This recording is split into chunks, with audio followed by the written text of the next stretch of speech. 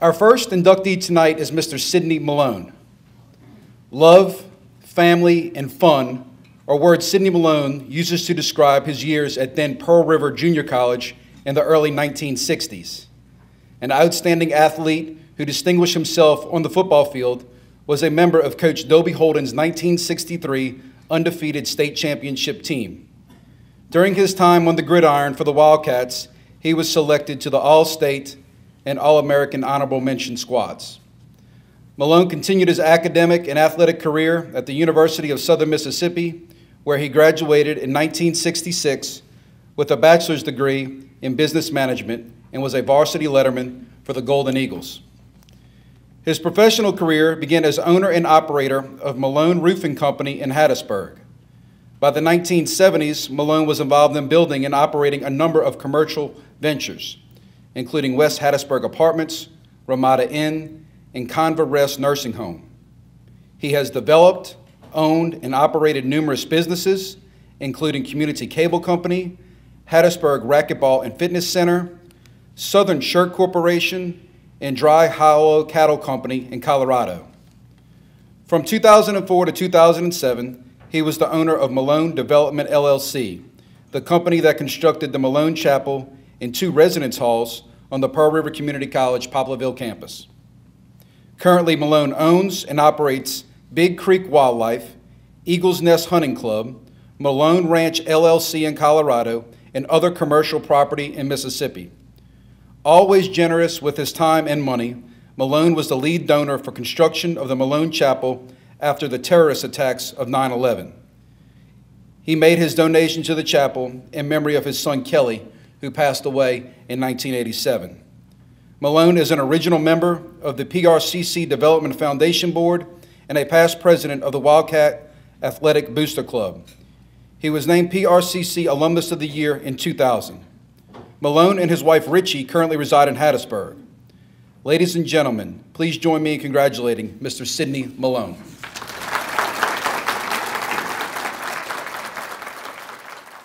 My name's Jessie Polk. I'm going to be interviewing you today. Yes, ma'am. Can you tell me about how you ended up going to Pearl River? Well, actually, I'm from a large family, chastity of 11, and the only way we could go to college is play football. So I tried out and became an athlete and a football player, so therefore I was able to go to college. Was football the only thing you were active in? At Pearl River, football was the only thing. Yes, it was. And I left PRC and went to USM and played 2 more years. So I got my 4 years of college by playing football, yes. How did PRC and later USM affect your career later on? Well, actually, especially Pearl River over USM, because USM was so much bigger. But PRC was like being at home without your mom and daddy telling you what to do. There was only 850 students on campus when I was here, and therefore, and you were not allowed off campus. You could go to the theater 1 night a week, but all 850 of us was just one big family, and the faculty and the staff knew you personally, you knew them personally, and so it was just like one big happy family, just a little bit bigger than 11 though, and I loved every minute of it. All right. Can you tell me a little bit about your career now?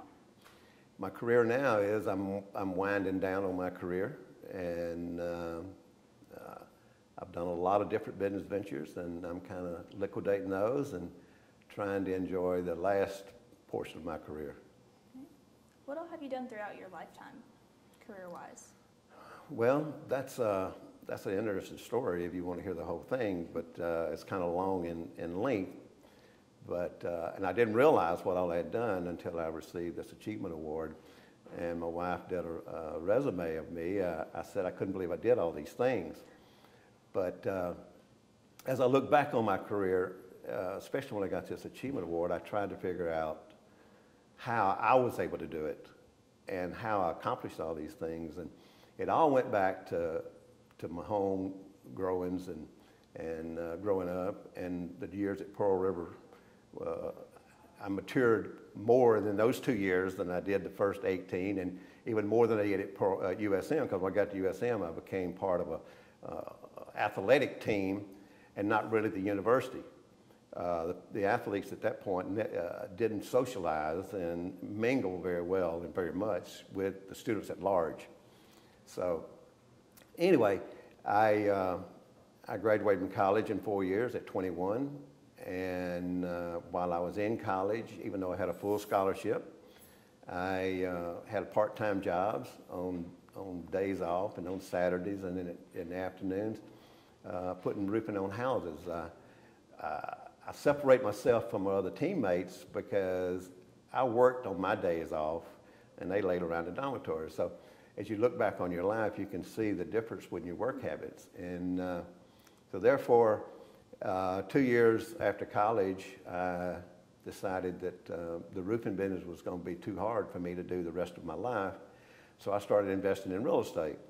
And the first project I did was build an apartment complex in West Hattiesburg, which was the very first one ever built on the west side of the interstate behind what's now Lowe's. So as I was still doing roofing, I continued to invest in real estate. And at 26, I built a 100-room Ramada Inn in Hattiesburg. And then after that, it became so easy to make things happen that I went into lots of other businesses, and cable television, beauty salons, shopping centers, mini warehouses, office buildings. And so I look back and say, how was I able to do that? So much of that. And as a kid growing up, and in 4 years of college, you were expected to give 110% or you didn't make it. And I was not a very big kid. I just had a lot of drive and desire not to lose. And for an example, at USM in the spring, we would have 165 players trying to make a 55-man squad. Well, I had to give more than 110% to make the squad. So therefore, when I graduated from college, the demands that were put on us at home, was raised on a farm, very poor, and all the kids had to participate in providing food and the chores around home. So life after college was the easiest part of my life up until that point in time. So the work habits were there. And I just looked back one day, 40 years later, and it was unbelievable the things I'd had accomplished. And they were not, in all fairness to you as an honor student, which is an honor, and I'm very proud of you, but the real key to your future and the future of an honor student is hard work. And obviously hard work is why you are an honor student. But as I look back on my career and the years at Pearl River, and the years at USM, the years at home, the 110% atmosphere, not counting money, you don't count money, you count your goal, you set a goal and you try to accomplish it. But the real key to my success was those younger days, and never ever being lazy, giving 110% all the time, and moving from one project to the next, and surrounding myself with great people. And if I got into a business that I knew absolutely nothing about, I would hire someone that knew. And because the business principles of all businesses are exactly the same. It's just the technical part that's different. But managing people and managing the finances and managing the marketing, it's all exactly the same. So I think the days at Pearl River and the days at home is in hard work and not being satisfied if you don't give 110%. It was the key to the whole thing. So what advice exactly would you give the upcoming generation in order for them to be successful? In order to be successful, you've got to give 110%. If whatever, you've got to set a goal, and if money's your goal, you're probably not going to reach it. And if you do, that's where you're going to stop. And but your goal has got to be to be something that you love, be something that you want to do, and work at it. You're the first one to work. You're the last one to leave. You always have integrity. You always are honest and fair to everybody around you, and create I always created teams. Of each business that I owned, I created a team, and my employees was the team. I said I came from a family of 11, which is true. That's a football team, by the way, 11. So we all had to work together as a team, and that's the way our mother taught us. So then when I went to Pearl River as a family of 11, team of 11, never had more than 11 on the field at one time. When I went to USM, it was never more than 11 on the field at one time. So I tried to create every business as a team. And I was the leader of the team. But I would also hire people that knew more about what we were trying to do than I did. Because if I only did what I knew how to do, I would never have achieved the things that I did. So being able to delegate authority, being able to recognize people that have talent, and an honor student is a great place to start when you're surrounding yourself with talent. But it's also got to be a person that's willing to give you 110% also to make the team work. Okay. So would you advocate, this is just completely your opinion, going to junior college or university first? Absolutely junior college, and I've told a lot of people the answer to that question, and it's always junior college. And the reason is, it's still Pearl River today, as Dr. Lewis says, we're one big family. We're larger than we were, but we still have the family atmosphere. The Pearl River is not broken up into sororities, fraternities, and beta club and art club and this. Pearl River is one big family, where it's athletics, music, or whatever, and you only get that at a junior college.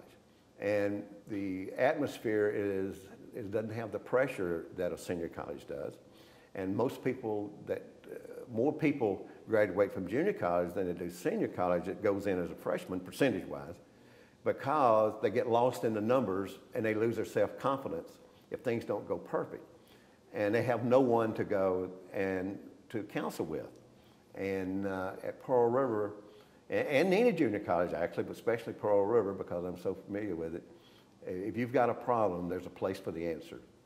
And that's not necessarily so in senior colleges.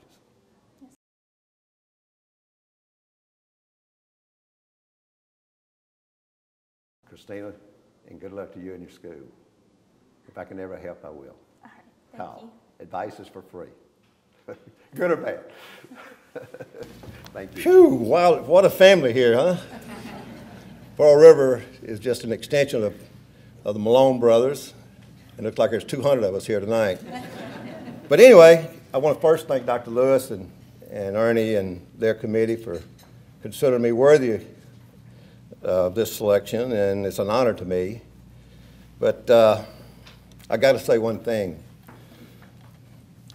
I was a little bit impressed by what he said, but I couldn't figure out why I got selected. And so after several days of walking in the woods, thinking about it and thinking about it and thinking about it, I said, you know, there's got to be something besides me that clarified or verified that I deserve this selection. So I started narrowing down the reasons that I was chosen, and there's 4 reasons. And I'm going to begin with the most important one, and that's faith. I've had lots of tragedies in my life. I've had ups and downs in business. I've had lost of friends and loved ones, as you just heard. But God was always there to pick me back up. And the Pearl River family has always been there, through the good and the bad. And so I give God credit, number 1. Number 2, I think the family that I came from, which is very large, and so it was always sharing and giving your entire life. There was 11 of us, and I'd like to recognize them at this time if y'all will. I got 5 minutes, I think, so anyway, I'd like for my son to stand for a second, and his wife and his kids and all my brothers and sisters.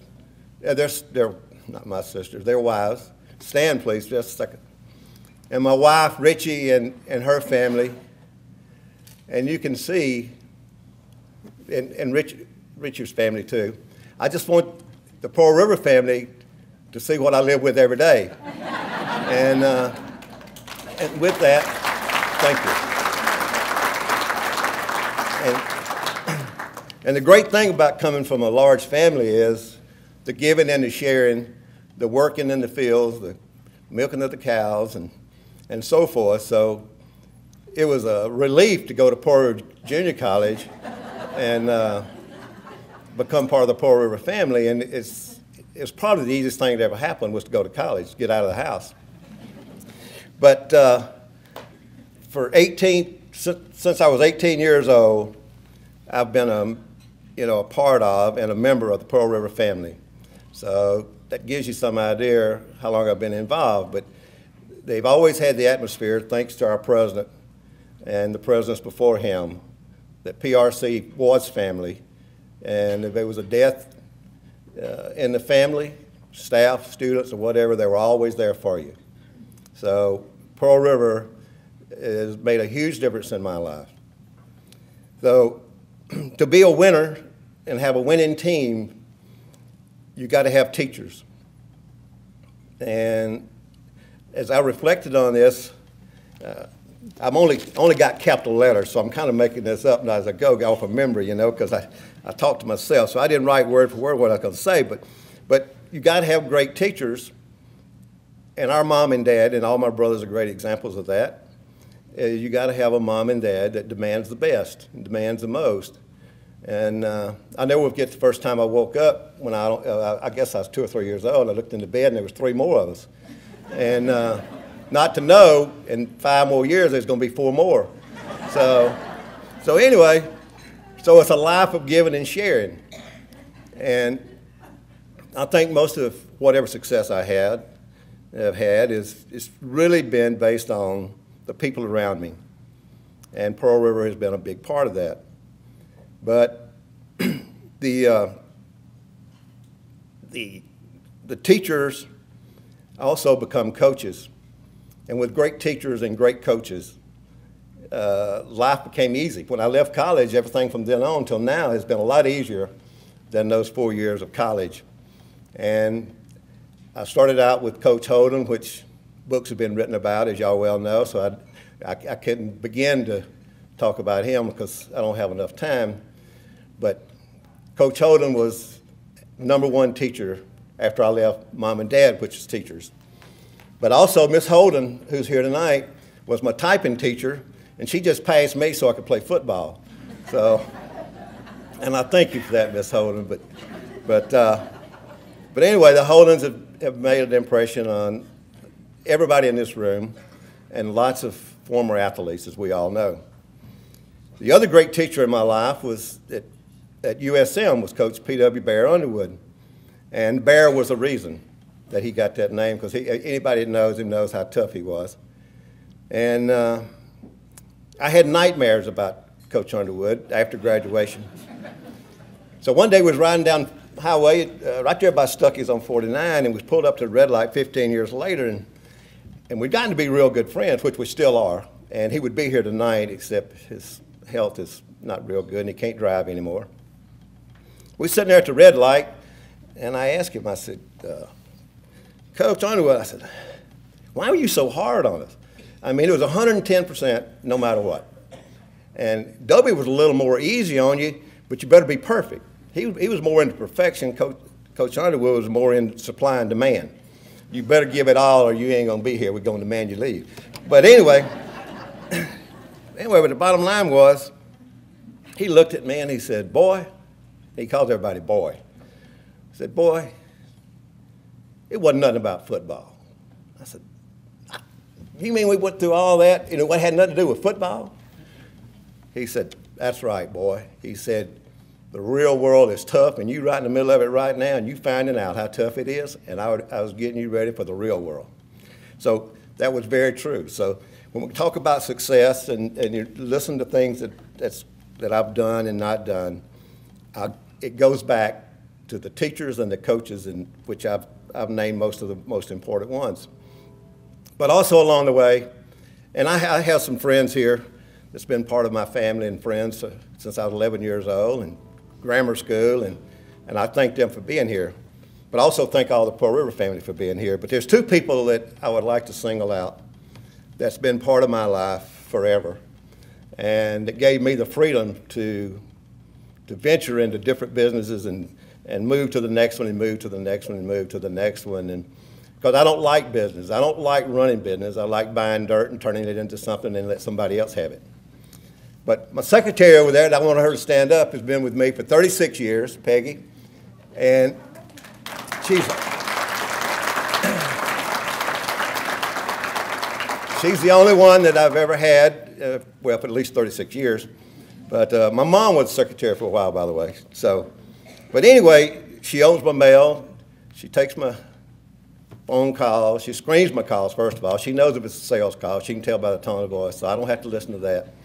So anyway, she's been my right hand when I'm sick, when I'm healthy, when there's loss in the family, whatever. But I thank you, Peggy, for 36 loyal years that gave me the freedom to do the things I've done. And I really would have been lost tonight if I had not invited one more person, and then I think my 5 minutes is up. But there's one guy here that when I was 16 years old, I was his helper, and he punished me. I think Dad was paying me 35, 40 cents an hour, and he probably wasn't making much more than that. He had 10 kids and a wife, and he was probably raising them on $1.25. But anyway, he made it as hard as he could because he's afraid I'd go back and tell Daddy something, and so he tried to run me off. Same thing with Coach Underwood. He tried to run me off. We had 165 players for spring training, and only 55 could make it, so he tried to run most of us off. And some of them he did. But anyway, this one guy, that I was his helper all through high school and all through college, and then after college, I became his boss. And he was loyal to me for over 30 years. We did a lot of work out of town after I got out of college, and he'd never been away from home. So he's scared to stay in a motel room by himself, so me and him would share a room. And I would take him and all his sons. He's got 7 sons in the roofing business. But anyway, I want to ask Willie to stand up. He's 82 years old and the love of my life. I love Willie. He's been so loyal. Stand up, Willie. Hang on, your back don't hurt. Thank you, Willie.